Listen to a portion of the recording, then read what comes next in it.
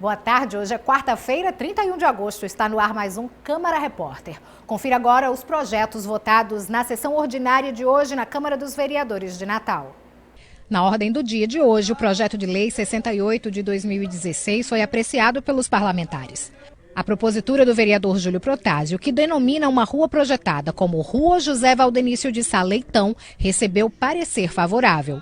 Outra matéria aprovada por maioria unânime do parlamento foi o decreto legislativo de autoria do vereador Fernando Lucena, que cria a Comenda Zumbi dos Palmares. A Comenda Zumbi dos Palmares será dada às lideranças populares, às lideranças revolucionárias, às lideranças negras do município de Natal. Cada vereador vai poder indicar uma liderança que ele ache que se enquadra na defesa da luta pela democracia, na luta contra o racismo, contra todo tipo de discriminação, porque era isso que Zumbi fazia.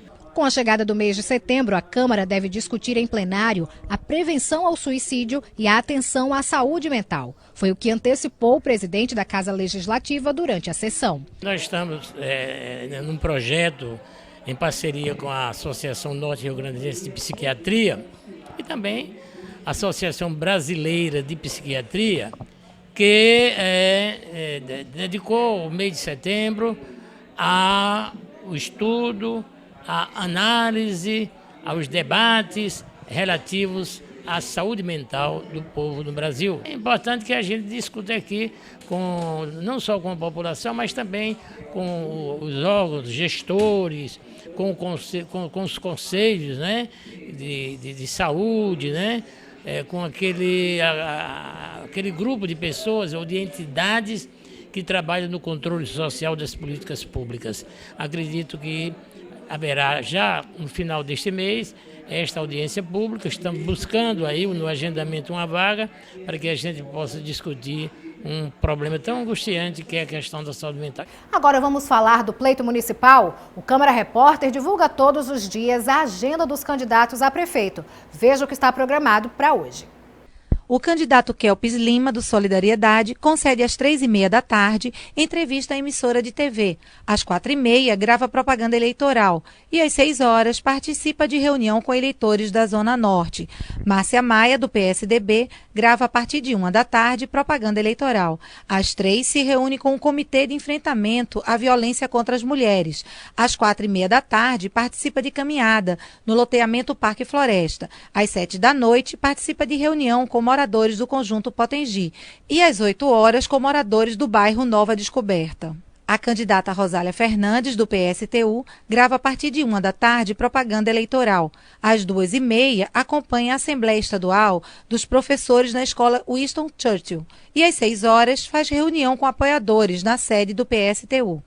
Robério Paulino, do PSOL, participa às 2h da tarde de reunião com o Sindicato dos Guardas Municipais do Rio Grande do Norte e às 6h concede entrevista para a emissora de rádio.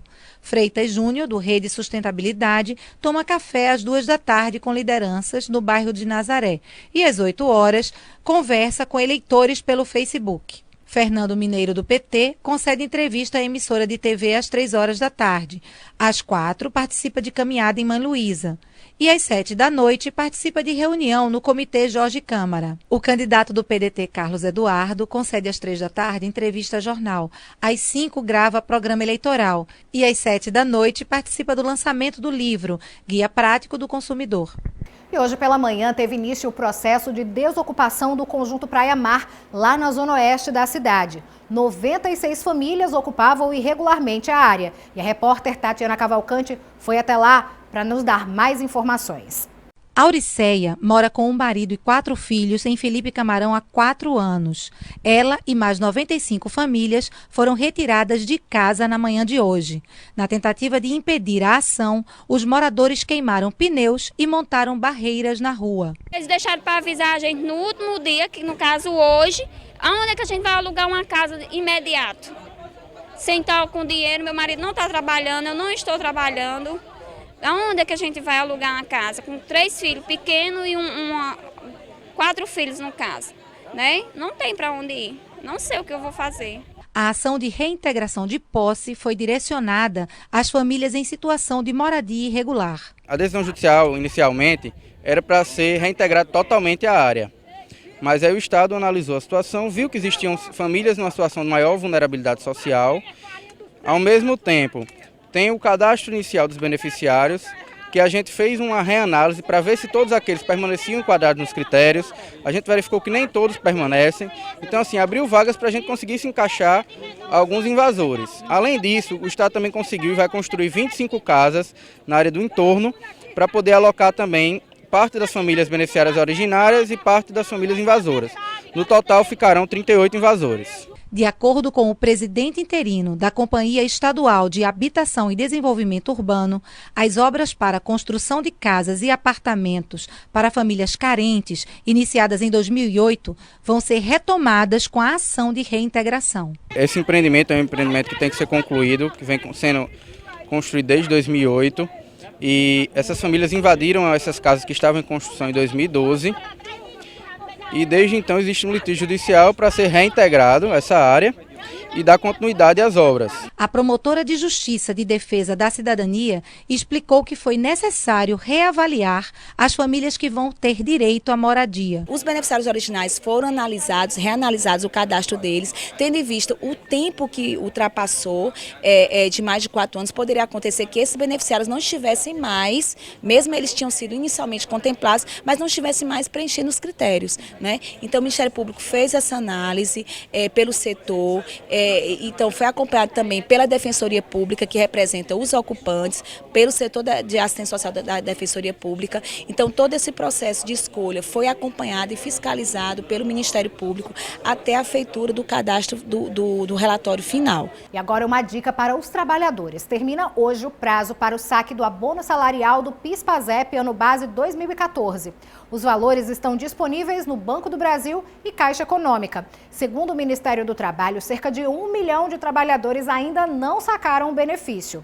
O abono tem o valor de um salário mínimo e podem receber quem trabalhou de carteira assinada por pelo menos 30 dias e recebeu menos de 2 salários mínimos em 2014. Para saber se você tem direito ao abono, é só ligar para o Ministério do Trabalho no número 158. E as consultas também podem ser feitas pela internet na página abonosalarial.mte.gov.br.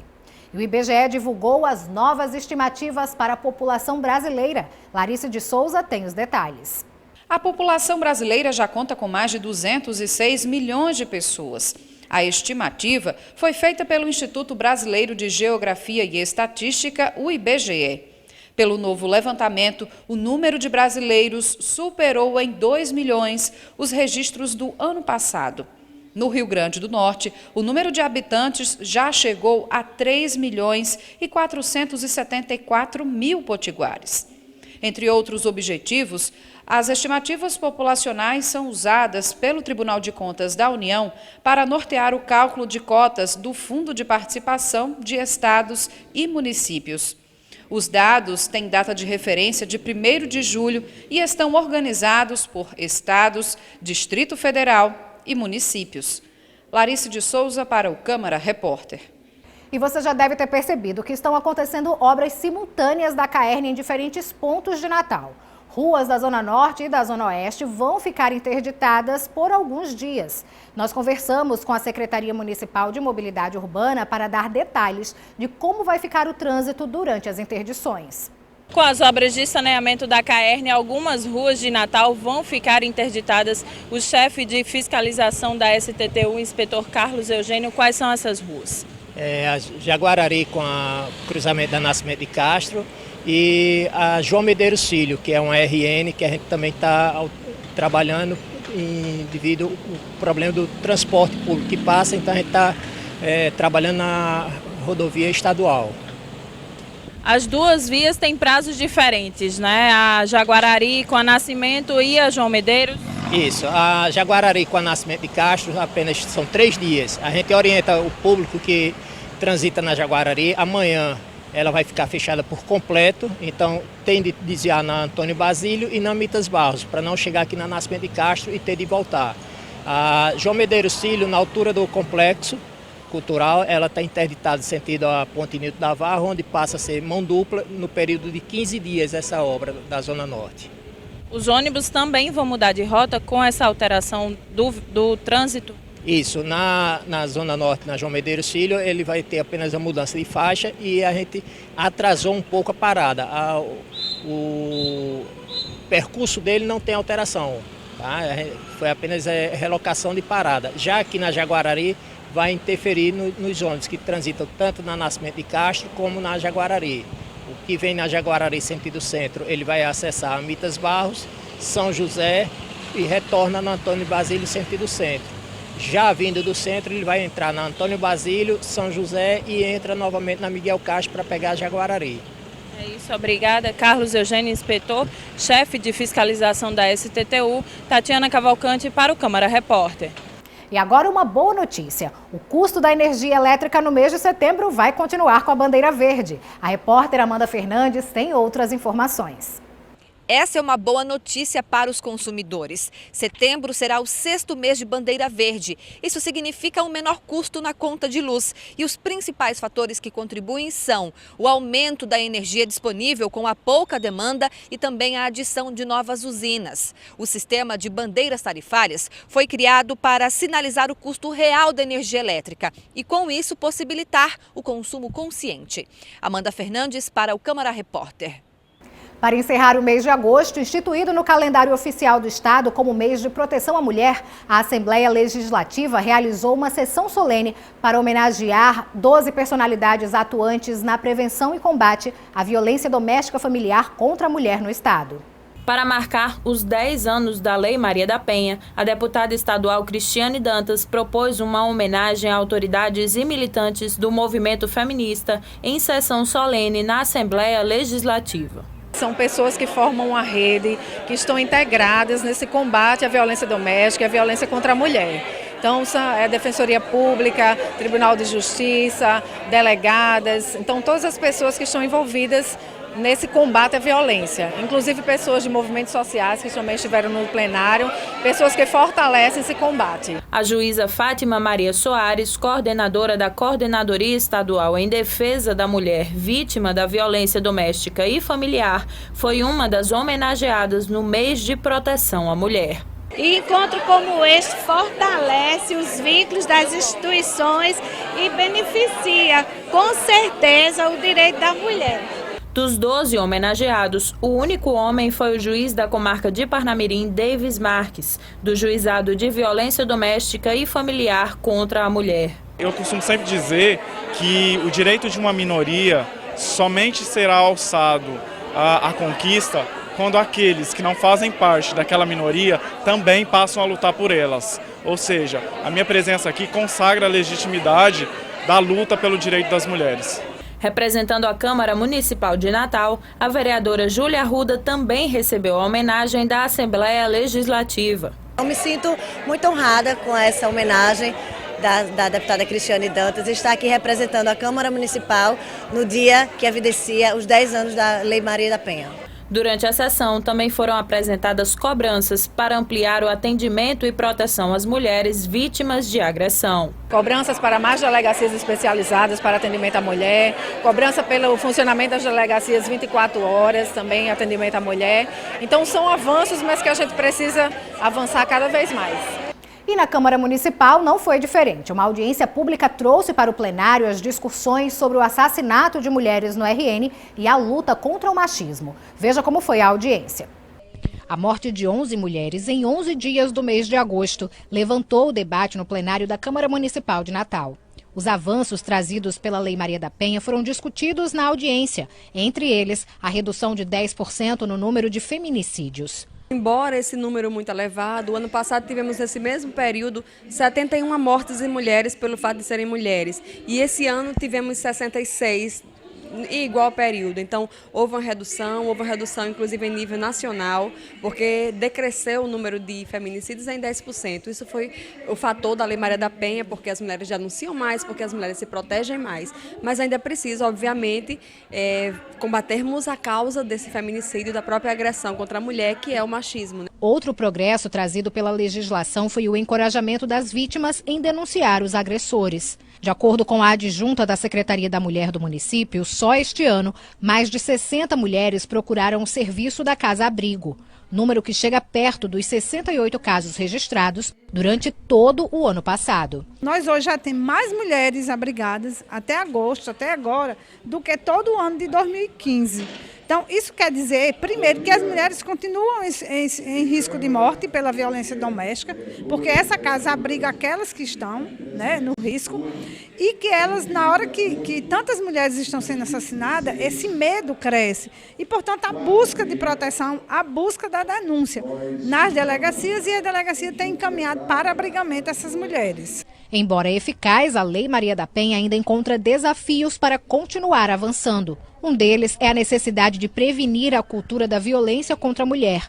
Para a representante do Sindicato dos Professores do Estado de São Paulo, o combate ao machismo começa na discussão sobre gênero nas escolas. É preciso ter campanhas, é preciso que o debate de gênero, por exemplo, como é o tema da audiência pública, faça parte do cotidiano das escolas. Os professores têm que estar preparados para debater, sim, o tema de gênero, para que desde pequenos a gente acabe com o machismo, que hoje significa o feminicídio, que tem repercutido esses números assombrosos aqui, né, no Rio Grande do Norte. A necessidade de incrementar os investimentos em políticas públicas para as mulheres também foi debatida pelas parlamentares presentes na audiência.